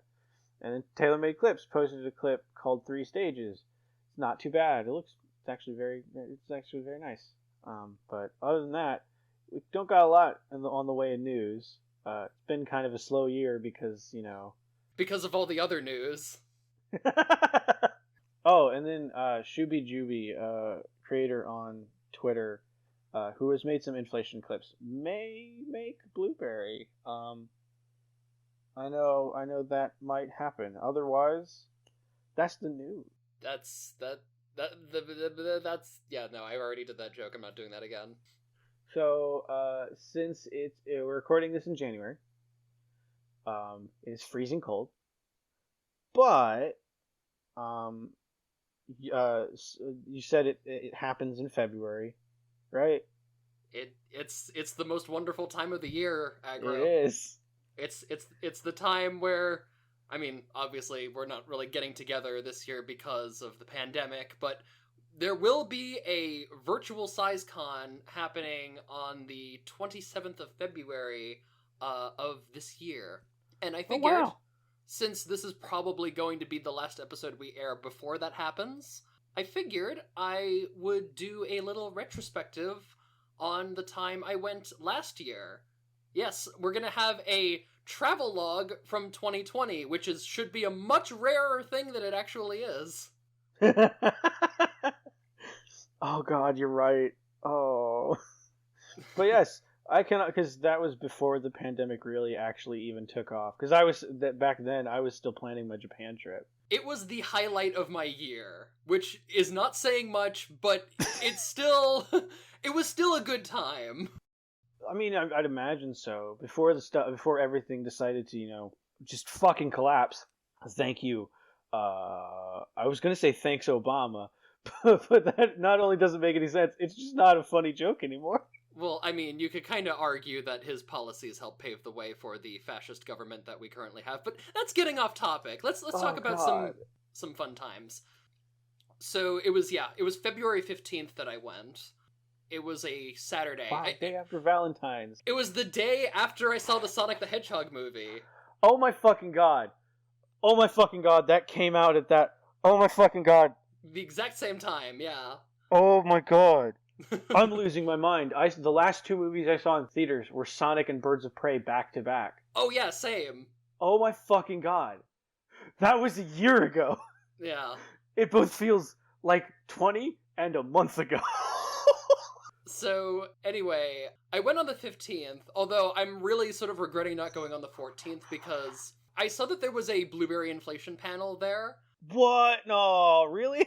There was, yeah, and I thought it was on... I must have misread it and thought it was on the Saturday, but it was on the Friday. So I missed that completely, and sucks. I feel so fucking dumb for it. That's fair, though. Like, it happens. I've been to conventions where I thought, yeah, this is a great gauge of time. I'm gonna get to this panel. I wasn't gonna get to it. Yeah. So the convention was held at the hang on, what was it again? The Radisson Picastaway Hotel in New Jersey. I took the New Jersey Transit out of Penn Station and got to New Brunswick and hailed an Uber from there, and that's how I was able to get there. I got there at around 1 and went to the first event that I wanted to check out, which was actually a game show. Sort of like it was basically Jeopardy, but at the end of every round, they would tally up the points and then convert those points into the amount of liters of saline that they would pour into these, like, inflatable bras, and each of the contestants would be determined on how big their boobs were by the end of the game show. That sounds like a fun show. That sounds like a story. I'm sure it was a fun show conceptually. It was marred by a lot of technical difficulties. Well, yeah, I mean, it happens, but it still sounds fun. It was okay. I just want to get to the fact that when it was working, and when they actually remembered to fill up the bras, the reactions of everybody watching the breasts inflate and fill up, like, it was, like, dead silent. Everybody was just mesmerized by it. It was incredible. It was the moment I realized, holy shit, I am among my people here. And the experience just went up from there. No, that sounds fucking dope as shit. It was incredible. Amazing. It was worth a lot of the hassle of watching everybody fumble through the technical snafus of that. And I don't blame them, because this was the first time they were trying to do something like this, and so obviously issues were going to arise, and hopefully when we can finally actually get back together, maybe they'll be able to have something like this again, but maybe, have it go a bit more smoothly. Yeah, and struggle definitely forges better, like, stuff. I'm sure, like, over time, like, since we've had this sort of issue happen, like the pandemic, it's allotted for a little more planning out of things, a little better networking and stuff, because struggle forges some of the best of us, Diamonds are made under pressure. Wasn't there... I'm trying to remember you talking about this, because we've talked about this before, like, personally. Is there, like, a cafe thing? So there was, I think it was kind of like a show and then food afterwards. Ooh. You had the stage with like a bunch of, like, foam, buildings, and then these women would come in and then, like, sort of knock down all the buildings and so it was like a burlesque show cafe. Yeah, it was like a burlesque show, but, like, giantess themed. That's fucking amazing. It was a lot of fun. So I went to a couple panels while I was there. A few of them include there was a sort of a relationships panel. A bunch of different couples sort of got around and talked about like how the kink has impacted their relationship, how like their relationship with it, and like sort of coming out to their partners about it. Just some general talk, some nice, helpful, wholesome, lovey-dovey content. Yeah, some nice, wholesome, lovey-dovey content, and some good advice about like how to, you know, engage in this kink healthily with your partner. Yeah, because the approach is like important. That's the thing. Like, I feel like they would have delved into like just trying to be, you know, comfortable with yourself and not to like force it. Basically, I assume. That was sort of the general gist of it. So I got to meet a bunch of different artists who I was familiar with. I was hoping to meet Demora, but she unfortunately pulled out at the last minute, which was unfortunate. Aww. But I got to meet bust artists, MAXGROWTH, who showed up at like one of the last inflation panels I went to for the night, and also Lashani, who I hit off with pretty well, and she hosted a trans-specific social gathering, again, much like the relationship panel, just sort of discussing like how different trans people got involved in the community and what the kink means to them.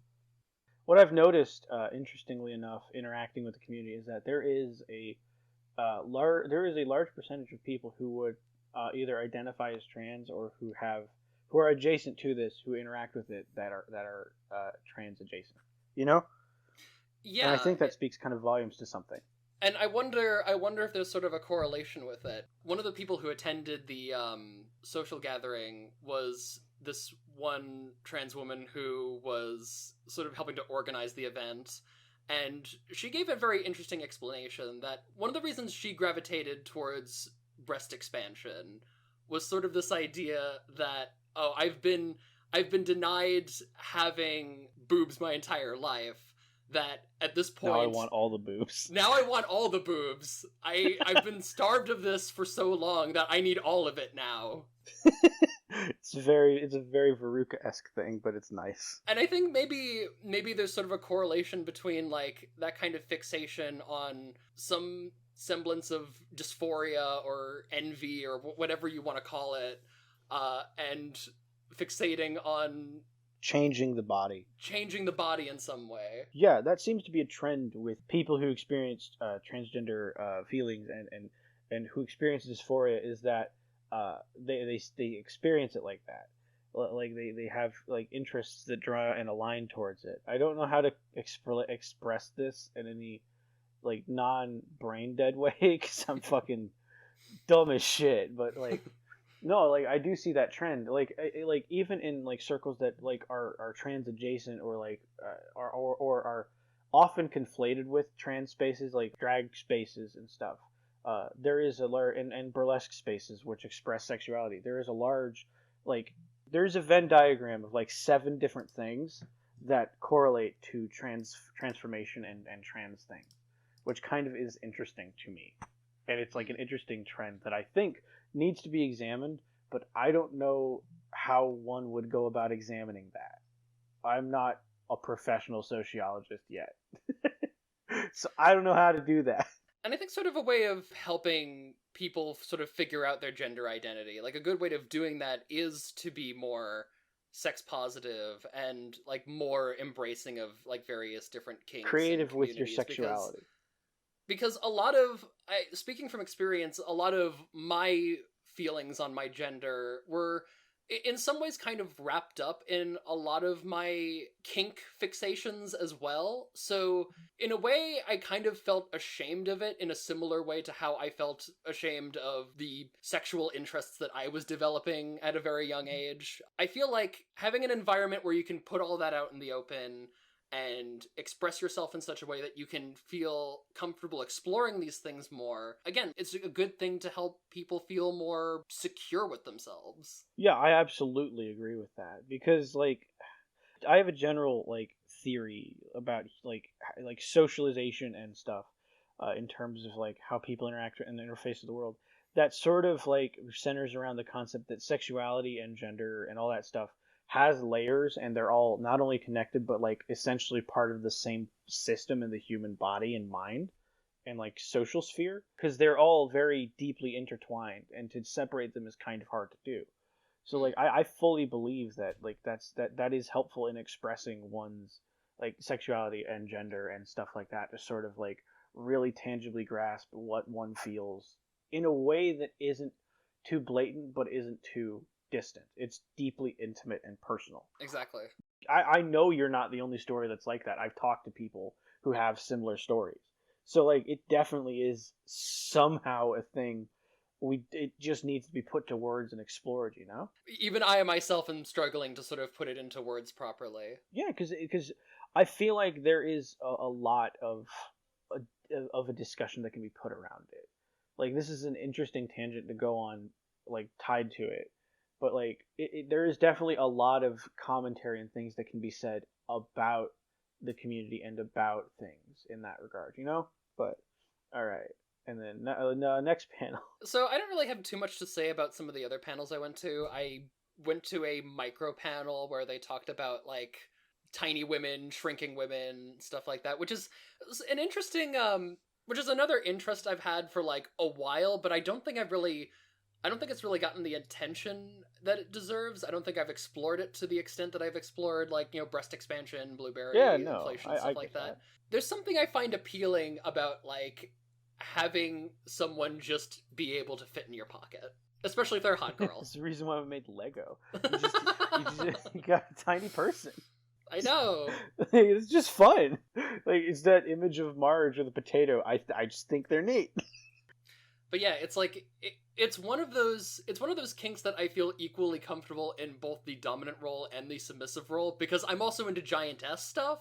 So it's like having a woman grow in front of me or having a woman shrink me is like, it functionally leads to the same result. I'm being essentially dominated by a really large woman, or at least to me, what is to me a really large woman. Yeah, no.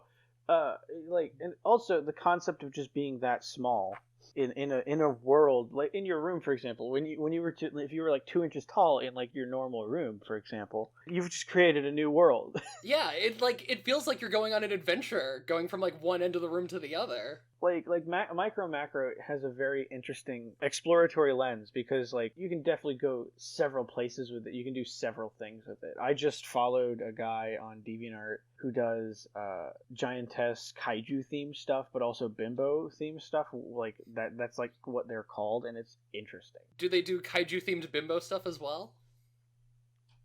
Yes. They have a series like called Destroy All Bimbos, themed after giant monsters and stuff. Oh my god. And they just have tons of like interesting, like they have just tons of interesting morphs that like are just original monster women based off of different like ideas, and they have different flavor text and stuff. And I actually just commissioned them to make one for myself, and I like it. They really have like a creative like lens to work off of. So like Micro Macro is definitely something that like can be explored in a trillion ways. Well, and it's interesting because it also works very well in conjunction with other kinks, because another one of my fantasies that I have yet to really make into a solid piece, like a solid morph. I like the idea of shrinking blueberries as well. Like just having somebody inflate into a blueberry and then like shrink to the size of a stress ball is just like super cute. It is. It absolutely is. Like like there's the Weeb Lord visual story. There's literally an entire subset of those stories where you do get shrunken down by the television set, and it's just fascinating, you know. Yeah, like and it's definitely something that's really fun. Or like was it B-Ray?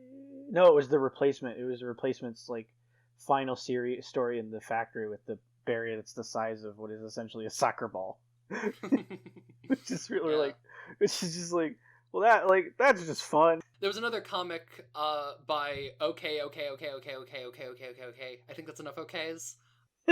It's like 5. It's 5, I believe, if I'm not mistaken. Yeah, where he did in his Blue Planet comic series, he basically explored... God, Blue Planet's awesome. Yeah, I love that comic. He explored the blueberry concept to its fullest extent with like entire cast in such fascinatingly bizarre and interesting ways. I want to revisit the Blue Planet. I want to know more. I don't know how to say that they are it's so cool. It's such a cool concept. I don't know. There are words. There are words to express what I'm trying to say, but I can't say them. We don't have words. None of us have words. But yeah. So anyway, that happened. And I'm trying to look at. I have like notes here of all the things that I remember from it. Oh yeah, so, like, back to the subject of, like, meeting different artists there, like, I think some of my, favorite moments had to be, like, in some of the downtime between panels, where I was just sort of in the main lobby, just sort of interacting with different people who shared my interests, and it's interesting how many people you end up meeting that you actually were following on DeviantArt the whole time. Oh, yeah. Yeah, 100%. I remember at one point I was waiting in line for a panel and I was having a conversation with this one guy. Shout out to Brother Wobbles here. Brother Wobbles! Yeah. So I met him while waiting in line for another panel and I didn't know it was him. And we just started talking about, like, all the different stuff we do, all of our different interests. And he even gave me his business card. And it wasn't until later that I looked at the card. That fucking yeah! And it wasn't even until later that I looked at the card and said, oh wait, hang on, I already follow you! I know who you are! That seems fucking amazing. It was I think great. one of the cool things about SciSCon and just stuff like this is that we all tend to look at each other as if we're like gods and like really big and powerful and we're amazing when we're just people. There were a couple times while I was there that I felt legitimately starstruck. Like, holy shit, I know all of you people. You're like legends in this community. It breaks down the barriers of just like, oh, well, what if they don't like my idea? They probably will, and if they don't, they'll probably do it. And I want to go simply because I've never been to New York. I've never technically been anywhere northeast beyond Boston. Well, this was this was in New Jersey. Although I think the last couple were in New York. Oh yeah, that's right. But I would definitely like to go back to the northeast because seafood is cheaper, and B because I want to go to this kind of stuff. I like anime conventions, don't get me wrong, and there's a lot of stuff that you can get from anime conventions, but I also say I don't like seeing people with teeth that are in the shape of needles. I don't like the smells. Believe me, my last anime convention was enough for a couple years. Oh god. Oh, so it was such an intensity, but I definitely would probably fit in that realm, and I encourage other people to go and share their stories. Because this can't continue if there's no interest, and I think there is an interest for it. We just got to sort of really work with it. If BronyCon can be a thing, this can be a thing. Is BronyCon even still a thing? No, they stopped doing it. Okay, Jenny Nicholson good. did a thing on the last one. But from what I've heard, this event was originally pretty small, but now they've got people from all over the world coming in. It's not gigantic or anything. It's not like a Comic-Con. If you're aspiring to make a fetish convention into a Comic-Con, you're eventually going to be subsumed by the AVN and stuff. I haven't really been to too many other conventions, so I'm not sure how I can compare this to others, but they had a strong attendance. There were a lot of enthusiastic people there, and it was just a good time. It was a good place to be. It reminds me of NakaCon. That was the last one I went to. It took place in a convention. It had a shopping area and tons of panels, but it was a lot smaller than I expected it to be. People were like, "Oh, it's so big." I'm like, "It's not big. This is just a lot of people. This is not big at all." I'm gonna get bored walking back and forth between these two buildings, but this is not big at all. But no, it seems like one of the smaller. It seems like a small to mid-sized convention because it definitely branches and broadly swoops in over a lot. Yeah. And I definitely encourage the next time it's in person, when there isn't a deadly virus that is a problem. I encourage were there cosplays? I'd assume there's at least some. I think there were a couple. I remember there was this one guy or this one person who was dressed as their OC. They were this long blonde-haired reptilian creature with a long green tail. That was interesting. What? That's amazing. I'm pretty sure I've seen them on Twitter somewhere, but I forget their name. Their name escapes me right now. I know that Candii the Wild Boar, or whatever their artist name is, went as their persona with their like custom fursuit and stuff, and that like to one of them, and that was really cool looking. And I'm often intimidated by furries, not because like they're scary, but mascots scare me.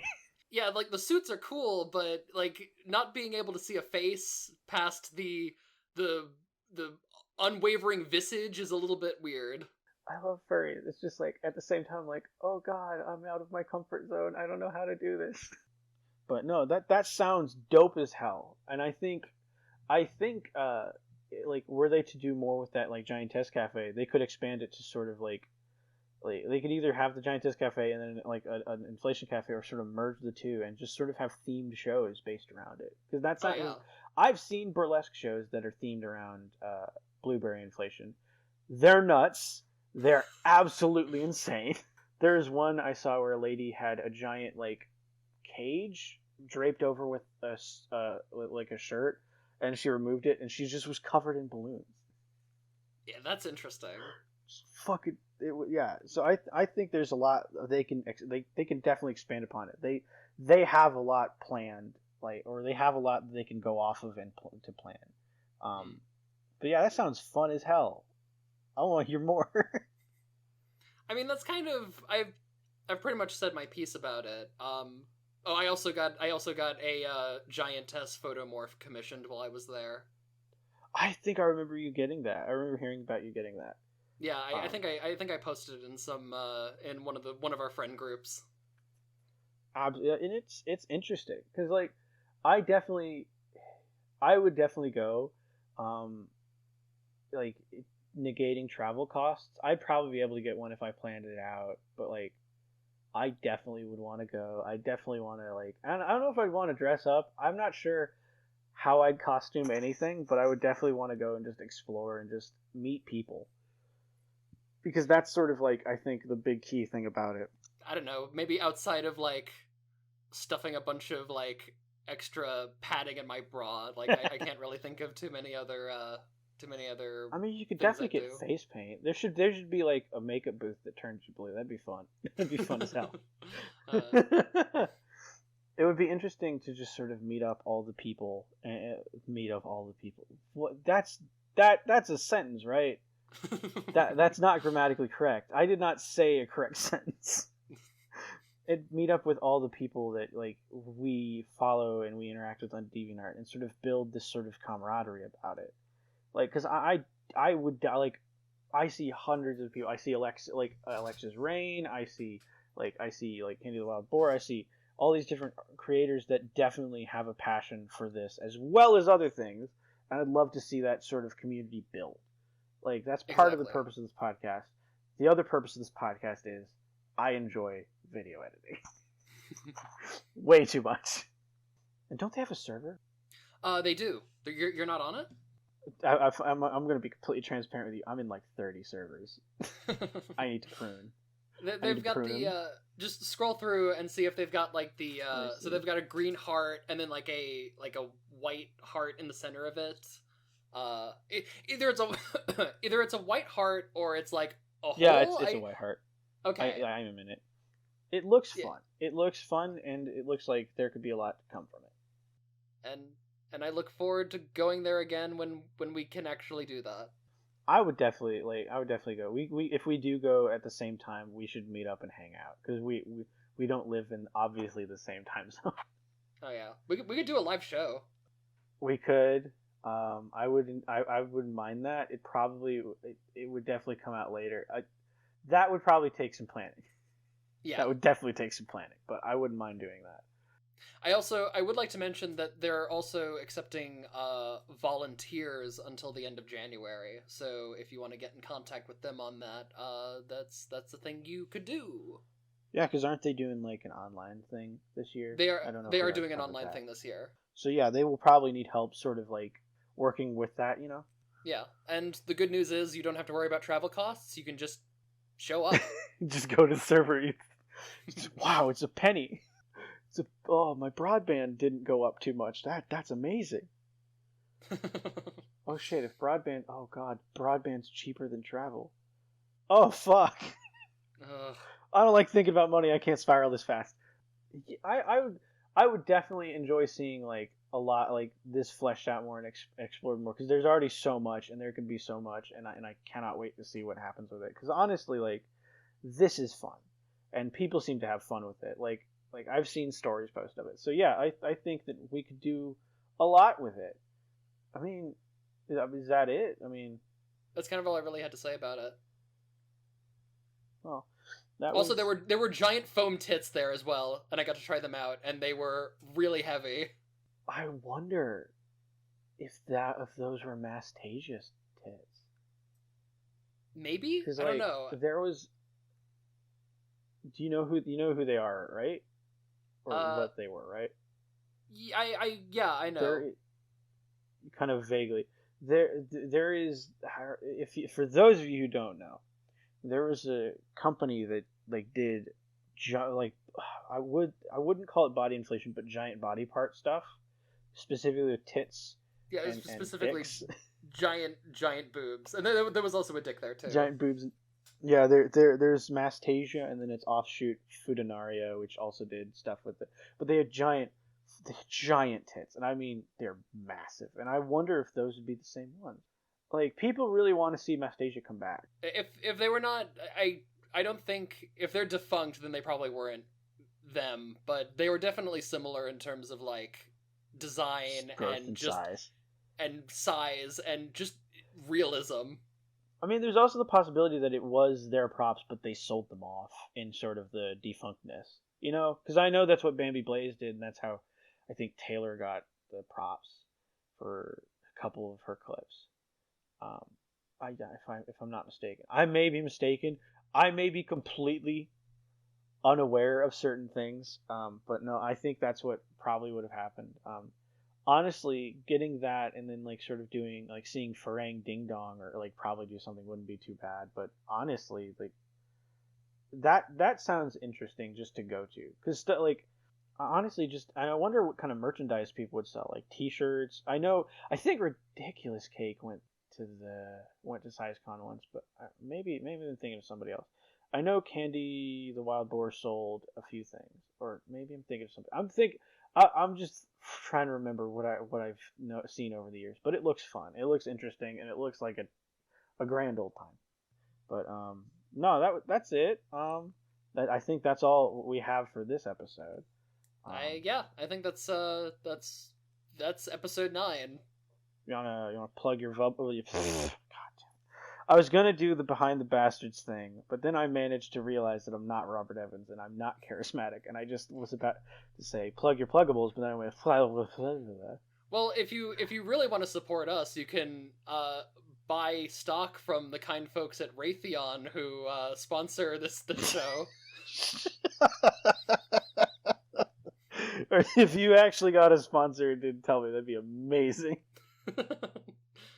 I'm Sassy Viper on DeviantArt. I'm Sassy Viper on Twitter. I have a Venmo and a Cash App account that you can use to pay me for commissions. And I think that's my stuff. Alrighty. I'm Aggro Wonks. I'm Aggro on DeviantArt, AGGROH. I have other accounts on other art sites, but I don't use them. I'm on Twitter. I don't know if I consider that a public Twitter. I don't think I do. And then yeah, you can find me there. You can find me there. You can find me on Discord and various servers. Same name. You can friend me there.